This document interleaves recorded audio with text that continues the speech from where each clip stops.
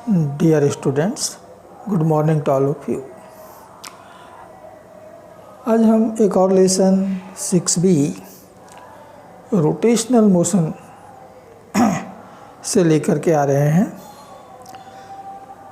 For NEET and JEE students. ये जो lesson है ये नीट और जेई स्टूडेंट्स के लिए है। इन दोनों एग्ज़ाम्स में ये टॉपिक बड़ा इम्पोर्टेंट है। फ्रिक्वेंटली यहाँ से क्वेश्चन पूछे गए हैं, पूछे जा रहे हैं और इसलिए हम इस टॉपिक को सीरियसली लेंगे और वैरायटी ऑफ क्वेश्चंस यहाँ पर हम करने वाले हैं।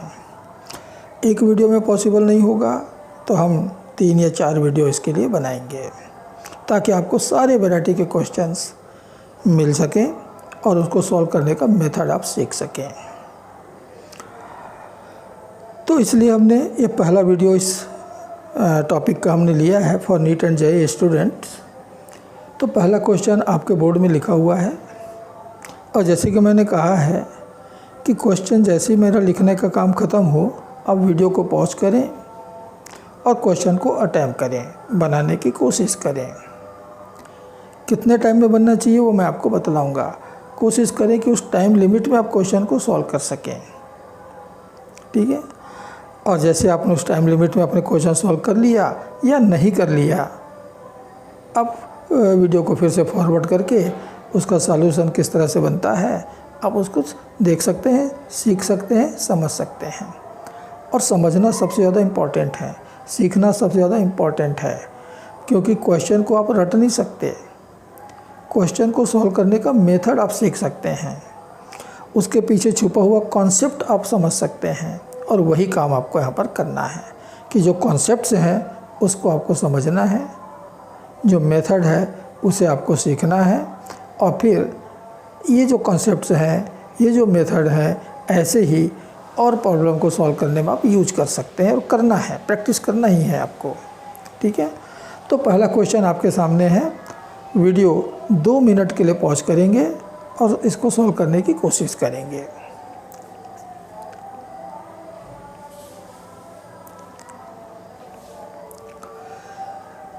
हाँ तो बच्चों, अब तक आपने अपना अटैम्प्ट कर लिया होगा, क्वेश्चन बनाने के लिए आपने कोशिश कर ली होगी, आपसे बन भी गया होगा और आपको करेक्ट आंसर मिला होगा ए। एम आई राइट? आपको करेक्ट आंसर मिला होगा ए, ठीक है ना। पहला आंसर ये इसका करेक्ट आंसर है, ठीक। अब देखो बच्चों, ये जो फोर्स है ये स्फीयर को क्या करेगा, यूँ घुमाना चाहेगा, क्लॉकवाइज घुमाना चाहेगा। तो पॉइंट ए जो है इस सरफेस पर लेफ्ट हैंड साइड की तरफ स्लिप करना चाहेगा, इस तरफ स्लिप करना चाहेगा ये, due to that applied force.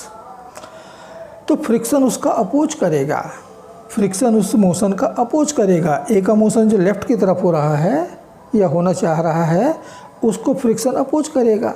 तो फ्रिक्शन किधर अप्लाई होगा, opposite to the relative motion means towards right hand side, इस तरफ ये अप्लाई होगा, ठीक है। अब इसके पास 2 मोशन है।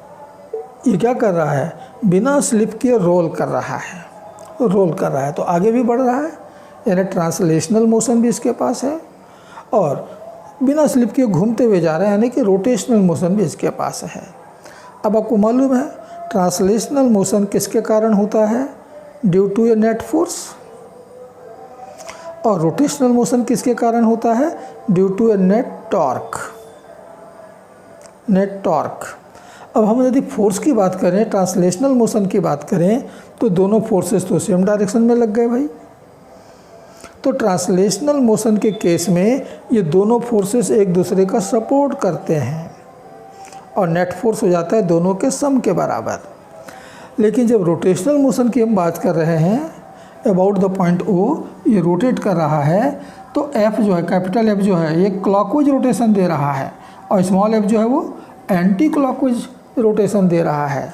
तो for rotational motion this 2 forces यानी torque produce by this 2 forces oppose each other, ये दोनों एक दूसरे का अपोज करेंगे, ठीक है। तो नेट फोर्स निकालिए equal to mass into acceleration according to Newton's law of motion, और नेट टॉर्क निकालिए equal to the I into alpha, the moment of inertia into angular acceleration, ठीक। तो ये दो इक्वेशन आपको मिल रहे हैं। तो let friction at the point A equal to F towards right hand side, ये हमको मिल गया। तो for translational motion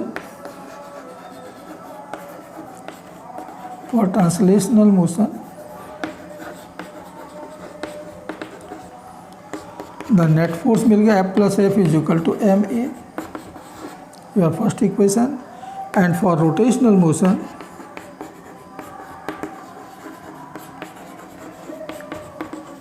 about O, किसके चारों तरफ घूम रहा है, तो O के चारों तरफ घूम रहा है। तो टॉर्क हो गया फोर्स इनटू डिस्टेंस। इस फोर्स का यहाँ से डिस्टेंस कितना हुआ, रेडियस r के बराबर हुआ। ये रेडियस नहीं दिया हुआ है क्वेश्चन में, हमने मान लिया।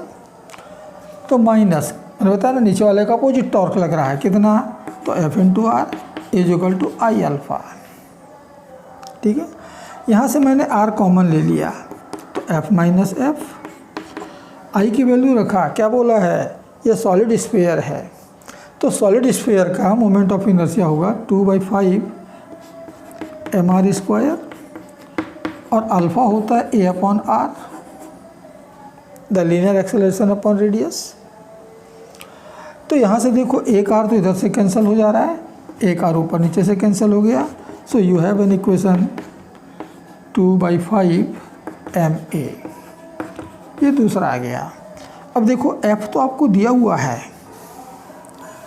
f capital F is given in the problem, but small f is the assumed quantity, ये नहीं दिया हुआ, हमने मान रखा है। तो इन दोनों को सॉल्व करके स्मॉल f को एलिमिनेट कर सकते हो, बस इतना सा काम करना है। इन दोनों इक्वेशन से हमें स्मॉल f को एलिमिनेट करना है, a निकल आएगा। a किसका हुआ, acceleration of this point centre of mass, इसका एक्सेलरेशन हमने a, ये सारा इक्वेशन o के लिए बना हुआ है, एक्सेलरेशन भी इसलिए o का ही है। तो दोनों से f कैंसिल करें, एलिमिनेट करें और a की वैल्यू निकाल लें। तो एलिमिनेट करना तो बहुत आसान दिख रहा है सबको, प्लस f माइनस एफ सीधा सीधा कैंसिल हो जाएगा यदि हमने दोनों को जोड़ दिया तो 1 + 2 कीजिए तो क्या मिल गया लेफ्ट हैंड साइड में, 2f is equal to ma plus 2ma/5 कितना हो जाएगा, 7ma अपॉन 5। तो एक्सेलरेशन a कितना मिला, 5 को इस तरफ ले आए 10f, 7m को इस तरफ ले आए बाई 7m। तो this is acceleration of the point O, right. एक का निकल आया 10f/7m। अब जो पॉइंट सरफेस के कांटेक्ट में होता है वो रोलिंग विदाउट स्लिपिंग वाले केस में वो पॉइंट हमेशा रेस्ट में होता है, और इसलिए स्टैटिक फ्रिक्शन होता है ये। और कौन सा static friction, maximum limiting static friction होता है ये, ठीक है, स्मॉल f जो है। तो हमको यहाँ पर पॉइंट A हमेशा रेस्ट में रहेगा जब तक ये लुढ़क रहा है, point A always remains in rest. और यदि वो रेस्ट में है तो उसका एक्सेलरेशन कितना हुआ, तो ये हो गया O का एक्सेलरेशन। तो A का एक्सेलरेशन हो जाएगा 0 because it is a point in rest. और B की जो वेलोसिटी होता है, टॉप मोस्ट पॉइंट की जो वेलोसिटी होता है वो सेंटर ऑफ मास का डबल, इसका 0 याद रखना, इसका भी, तो इसका डबल हो जाता है 2 भी। और इसका एक्सेलरेशन भी इसके कंपैरिजन में इसका एक्सेलरेशन डबल होगा, और डबल होगा तो इसको 2 से मल्टीप्लाई कर दो, तो acceleration of B will be equal to 20f/7m। So in this way your first answer is the correct answer for this problem. तो बच्चों ये था इसका कॉन्सेप्ट। यहाँ पर दोनों मोशन होगा, जहाँ पर भी रोलिंग विदाउट स्लिपिंग होगा there is 2 motion simultaneously, the translational and the rotational. Translational motion net force के कारण होगा, रोटेशनल मोशन नेट टॉर्क के कारण होगा, ओके। और वो नेट फोर्स इस तरह से निकालेंगे, नेट टॉर्क आप इस तरह से निकालेंगे। तो ये जो कॉन्सेप्ट है ये आगे के हर एक इस तरह के क्वेश्चन में आपको अप्लाई करना है। तो चलिए बच्चों अपन नेक्स्ट क्वेश्चन में आते हैं, number 2।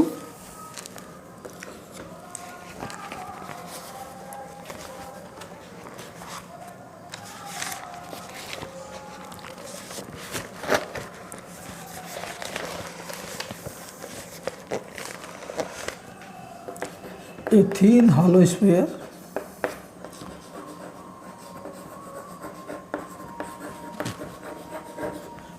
hollow sphere rolls without slipping.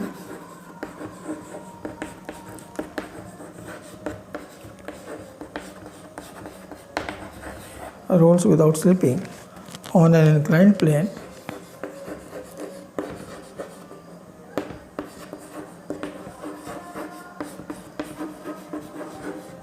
and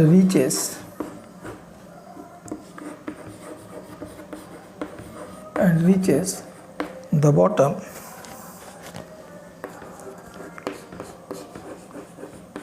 with velocity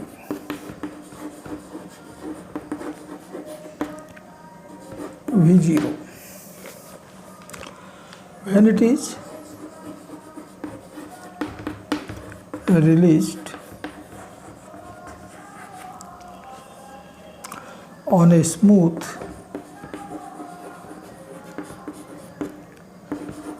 inclined plane of the same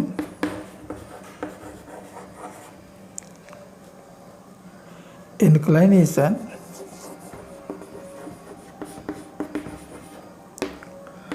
it reaches the bottom with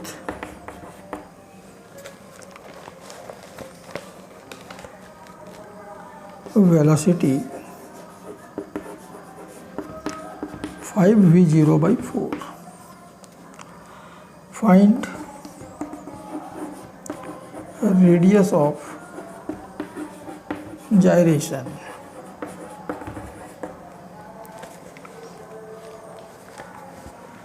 of the sphere about the axis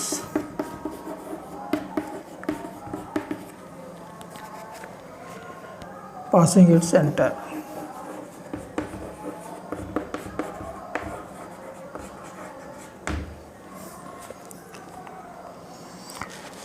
तो पहला दिया है 3r/5,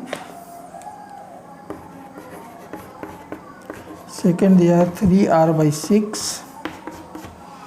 थर्ड दिया है 3r/4, लास्ट दिया है 4r/3 and r the radius of the sphere.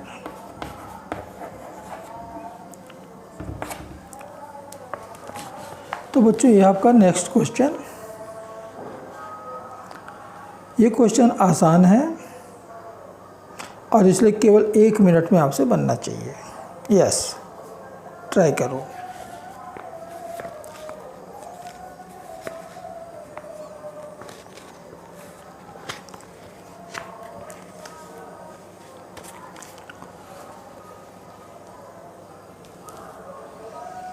हाँ तो बच्चों अब तक आपने क्वेश्चन सॉल्व कर लिया होगा, ट्राई कर लिया होगा। करेक्ट आंसर आपको मिला होगा C 3r/4। तो देखो इसका सॉल्यूशन देखो।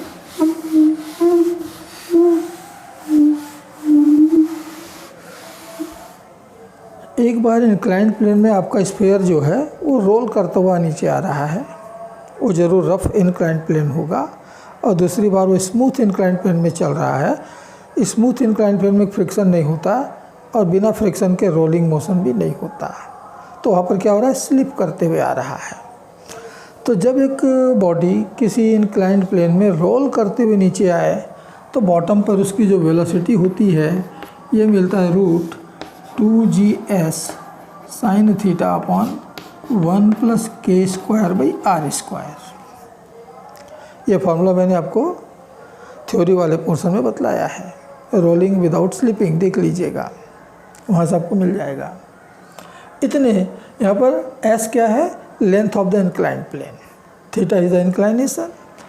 और जब वो और जब वो सीधा स्लिप करके नीचे आता है, सीधा स्लिप करके नीचे आता है, तो उसकी वेलोसिटी मिलता है √2gs sin theta at the bottom. ये आपके दो इक्वेशन मिल गए, दो कंडीशन दिए हैं, दो इक्वेशन आपके मिल गए। यहाँ से हमको k की वैल्यू निकालनी है, रेडियस ऑफ जायरेशन यानी k की वैल्यू निकालनी है। तो क्या करो, सीधे सीधे दोनों को आपस में डिवाइड कर दो, √2gs sin theta √2gs sin theta cancel हो जाएगा। तो कैंसिल कर देते हैं, इधर से v0 कैंसिल हो जाएगा, 4 ऊपर आ गया 5 नीचे, तो 1/2 से क्या मिल गया लेफ्ट में 4/5 इज इक्वल टू इधर क्या मिला √1/1 + k² ओके, इतना मिल गया। दोनों तरफ स्क्वायर कर दें तो रूट आपका गायब हो जाएगा। तो 16/25 इज इक्वल टू 1/1 + k² इसको पूरा इस तरफ ले आए तो 1 + k² इज इक्वल टू ये इस तरफ आ जाएगा, 16 नीचे 25 ऊपर, इतना हो गया। 1 हम उस तरफ ले चलते हैं तो k² is equal to 25/16 - 1 means 9/16। तो k/r कितना हो गया 3/4, तो k कितना हुआ 3r/4। तो उस स्फीयर का अपने सेंटर से जाने वाले एक्सिस के लिए रेडियस ऑफ जायरेशन इतना होगा। और ये जो k है वो इसी एक्सिस के लिए लिया गया है, इसी एक्सिस के लिए लिया गया है, ठीक है ना, सेंटर से जाने वाले एक्सिस के लिए। तो ये आपका आंसर होगा 3r/4। तो यहाँ पर ये दो कॉन्सेप्ट आपको याद रखना है कि जब बॉडी रोल करता हुआ नीचे पहुँचे तो वेलोसिटी इतनी मिलती है, जब बॉडी स्लिप करता हुआ नीचे पहुँचे तो वेलोसिटी इतनी मिलती है। ओके, तो चलिए हम नेक्स्ट क्वेश्चन पे आते हैं जल्दी से।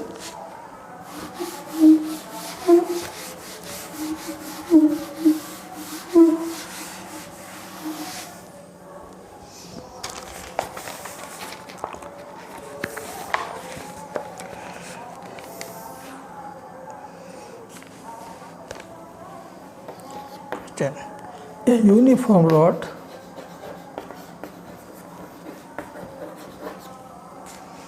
of mass m and length l is placed on a smooth table in a rest. An impulse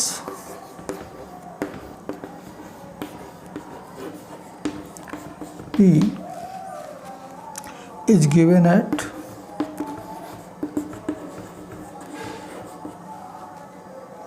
the end B.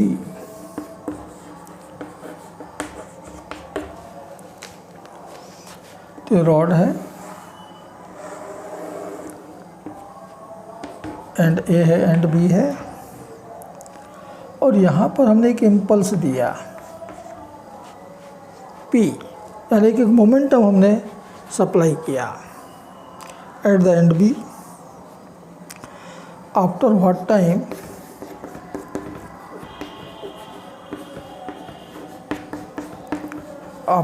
Time the rod will rotate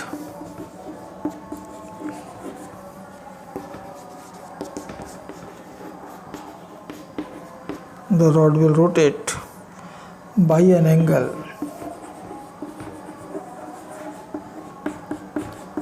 π/2। तो बच्चों ये है आपका क्वेश्चन। अब आपको हाँ, इसका आंसर मैं बता देता हूँ। 2πm L/P, सेकेंड दिया है 2πp ml, थर्ड दिया है πml 12p, और लास्ट दिया है पाई पी अपॉन ml। तो बच्चों वीडियो 2 मिनट के लिए पॉज करो और क्वेश्चन अटेम्प्ट करो, जल्दी से बनाओ।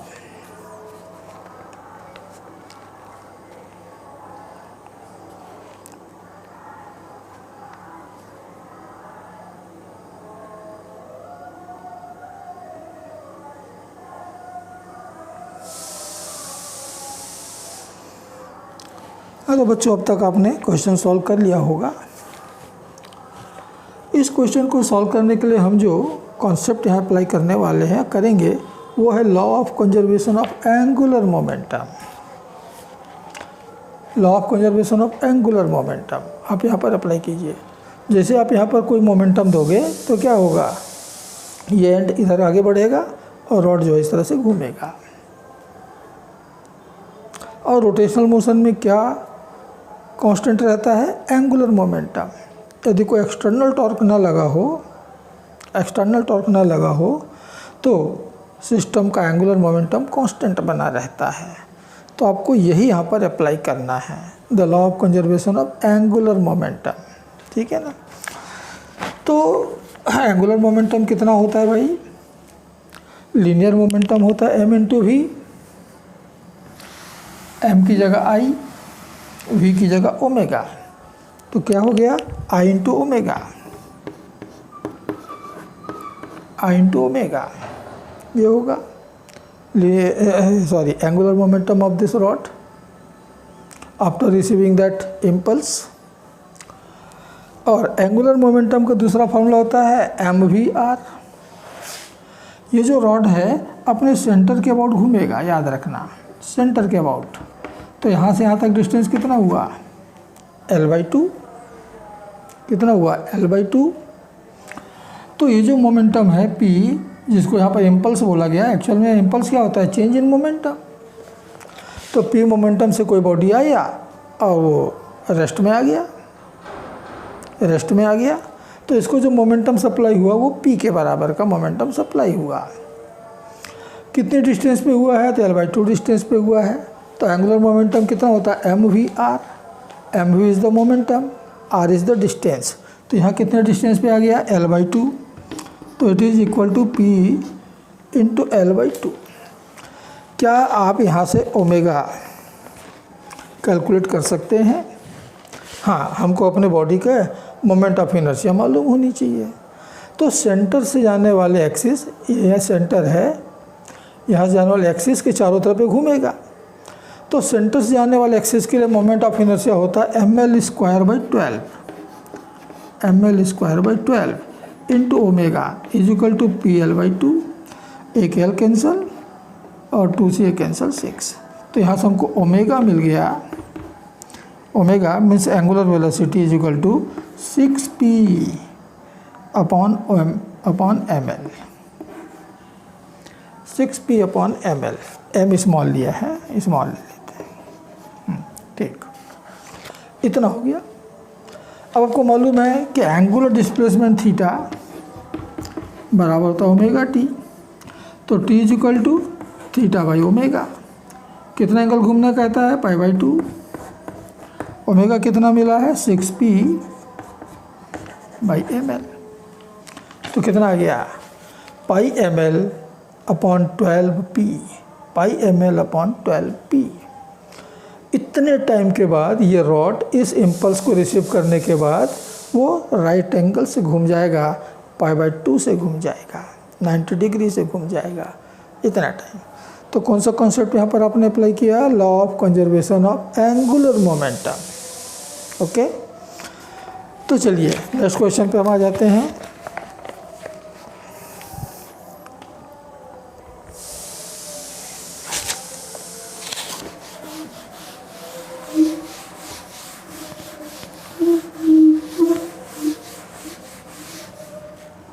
Yes, comes to the next point, next question.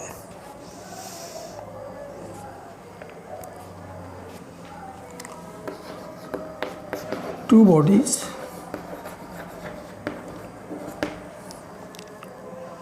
of mass S 10 kilogram and 4 kilogram are connected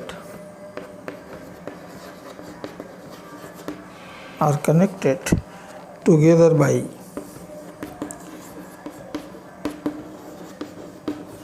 a spring of negligible mass.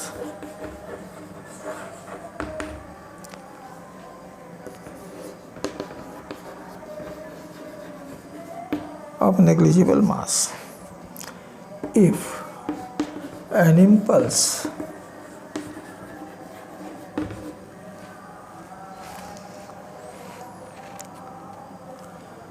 gives a velocity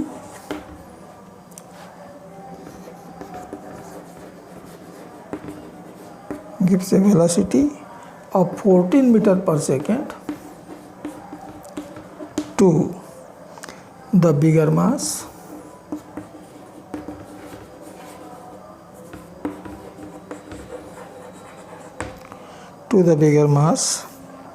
towards the smaller mass.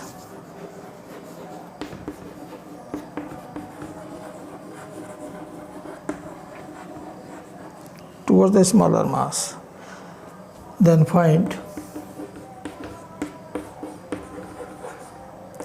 velocity of the center of mass.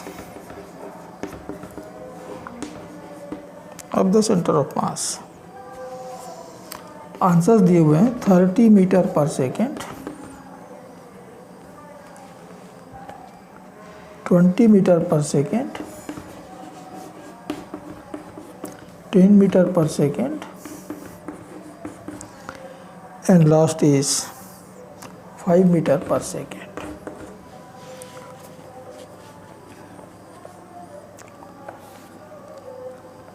तो बच्चों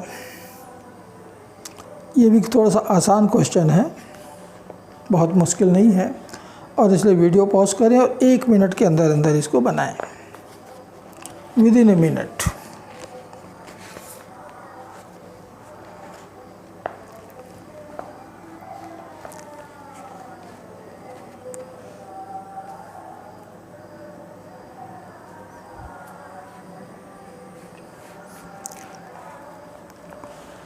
हाँ, तो बच्चों अब तक आपने इस question को सॉल्व कर लिया होगा. आपको यहाँ पर अप्लाई करना है law of conservation of momentum.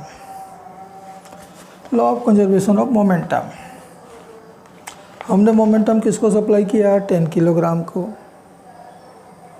ये इनिशियल मोमेंटम, और उसके कारण पूरा सिस्टम चलना स्टार्ट कर दिया. तो पूरे सिस्टम का जो मोमेंटम होगा that is the final momentum, और वो आपके इनिशियल मोमेंटम के बराबर होना चाहिए. बहुत आसान क्वेश्चन है, ठीक है. तो यदि हम law of conservation of momentum apply करें तो m1 plus m2 the total mass, मान लीजिए कि v वेलोसिटी के साथ चल रहा है. टोटल मास कहाँ होता है? सेंटर ऑफ मास पर. तो सेंटर ऑफ मास मान लीजिए v वेलोसिटी के साथ में मूव कर रहा है, तो उसका जो मोमेंटम मिलेगा होगा total mass into velocity. Centre of mass पर सिस्टम का टोटल मास कॉन्सेंट्रेट है. तो total mass, centre of mass माने टोटल मास v वेलोसिटी के साथ में मूव कर रहा है, तो बराबर होगा initial momentum m1v1, initial momentum. तो v कितना हुआ? तो v मिल गया m1v1. m बड़ा मास 10 kilogram, velocity 14 metre per second upon m1 plus m2, m1 10, m2 4. तो 10 प्लस 4 14, 14 कैंसिल, तो v कितना मिलेगा? 10 मीटर पर सेकेंड. तो सेंटर ऑफ मास की जो वेलोसिटी होगी that will be the 10 metre per second. Okay, बहुत आसान क्वेश्चन था, इसलिए मैंने आपको 1 मिनट का टाइम दिया था.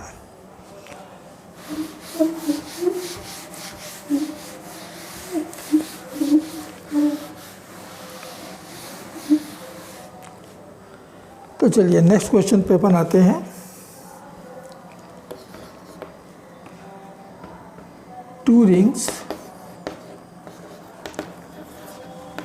of the same mass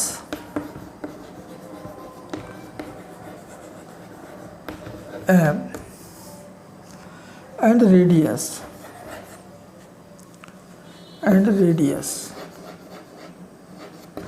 are placed such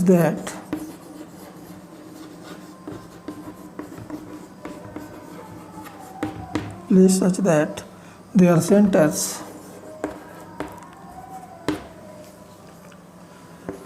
centers coincide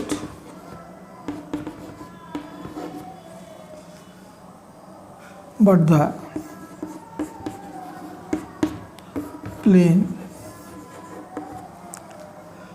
the planes are perpendicular to each other.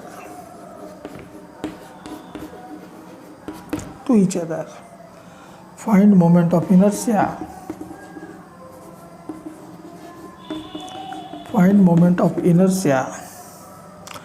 Of the system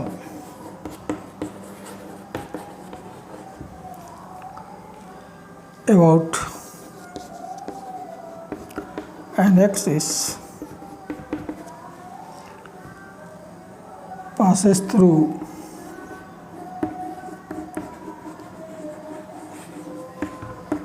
the center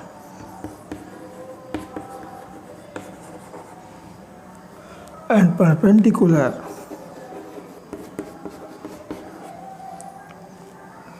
to the plane of one ring.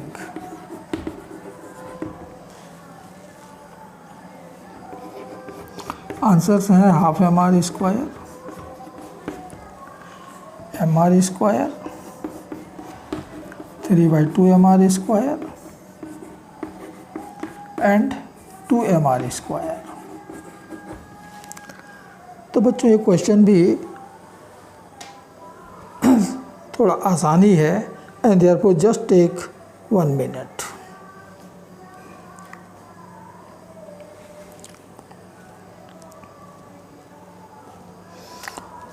तो बच्चों अब तक आपने क्वेश्चन सॉल्व कर लिया होगा and current answer is C मिला होगा।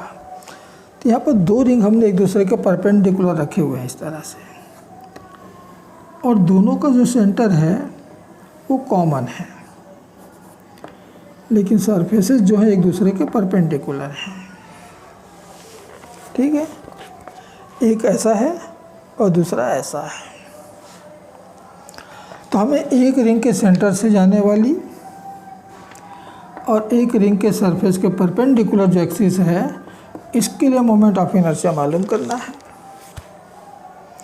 ये एक्सिस आपका, तो ये जो एक्सिस है एक के लिए तो क्या हो गया, सेंटर से जाने वाला परपेंडिकुलर एक्सिस, और दूसरे के लिए क्या हो गया, दूसरा रिंग तो इसके परपेंडिकुलर है ना, तो ये एक्सिस उसके सरफेस में होगा, यानी कि सेंटर से भी होके जा रहा है, तो कौन सा होगा। अब ऐसा कोई रिंग है और एक्सिस इसके सेंटर से जा रही है और उसके सरफेस पर है ऐसा, तो भाई ये तो डायमीटर हुआ।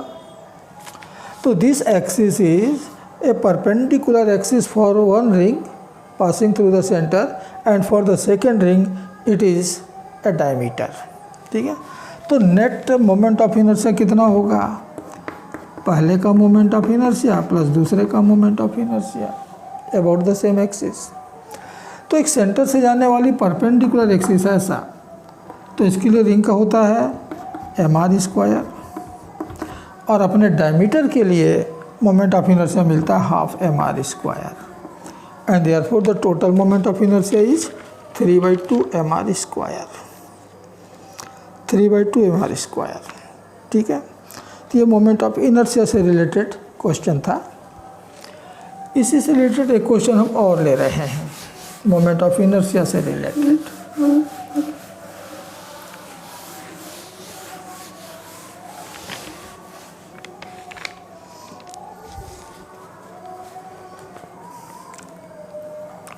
तो question, 3 particles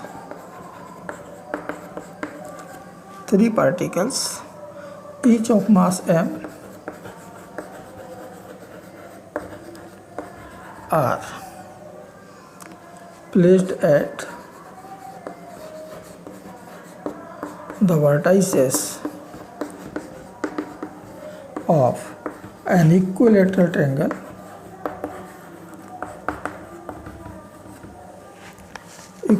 triangle of side B. Find moment of inertia of the system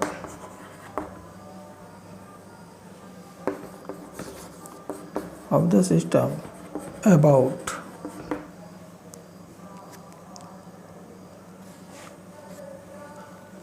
an axis overlapping a side of the triangle.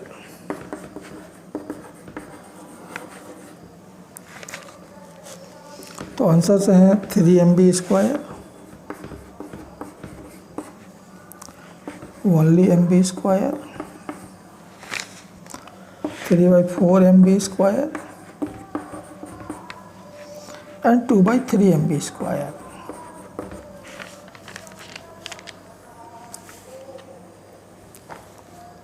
तो again easy problem for you, और इसलिए आपको टाइम में दे रहा हूँ केवल 1 मिनट। वीडियो पॉज करके 1 मिनट में क्वेश्चन को सॉल्व करना है।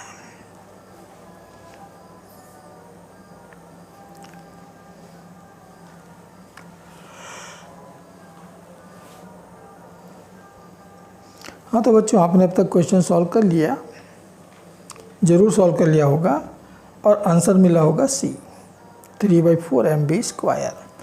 अब देखो क्या कह रहा है ये, एक इक्विलेटरल ट्रायंगल हो गया। यहाँ पर मासेस रखे हैं M, M और M, इसके तीनों कॉर्नर्स पे, ठीक। और आपका जो एक्सिस है वो इसके एक साइड को ओवरलैप कर रहा है, यानी ये हमारा साइड ही हमारा एक्सिस है। ये आपका एक्सिस हो गया। इसी के लिए पूरे सिस्टम का मोमेंट ऑफ इनर्शिया मालूम करना है, तो ये होगा पहले पार्टिकल का प्लस दूसरे का प्लस तीसरे का, ठीक है। अब मोमेंट ऑफ इनर्शिया होता है mass into perpendicular distance from the axis. तो यहाँ से यदि हम परपेंडिकुलर डालें तो ये इसके लिए R हो गया। इस R की वैल्यू आपको निकालना है। तो R की वैल्यू कितनी हुई, ये साइड दिया है B, तो ये हो जाएगा B का आधा, B/2। तो पाइथागोरस थ्योरम यहाँ पर अप्लाई कर सकते हो कि B/2 का स्क्वायर प्लस R का square equal to B² and therefore R² is equal to 3B²/4। Understand. तो पहले पार्टिकल का मोमेंट ऑफ इनर्शिया हो गया M × R² की जगह इतना आ गया 3B²/4,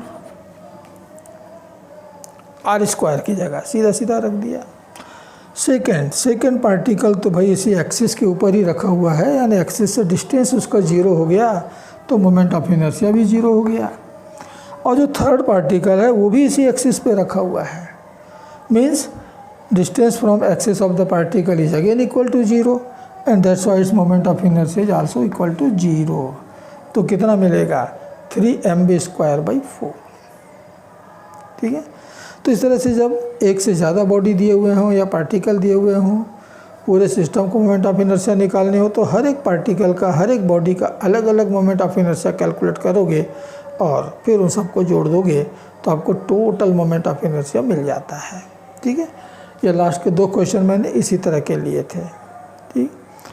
तो बच्चों ये आज के लिए इतना ही। और जैसे मैंने कहा ना कि हम इसमें वैरायटी ऑफ क्वेश्चन करने वाले हैं, बहुत ज़्यादा क्वेश्चन करने वाले हैं। तो नेक्स्ट वीडियो में हम फिर से ये बातें, फिर से इसी टॉपिक के क्वेश्चंस आपको कराएंगे, डिफरेंट टाइप के, अलग टाइप के, कुछ डिफ़िकल्ट कुछ आसान, दोनों तरह के, क्योंकि कॉन्सेप्ट हमको सब जगह से लेना है। ओके, तो नेक्स्ट वीडियो तक के लिए आप सबको मेरा नमस्कार, जय हिंद।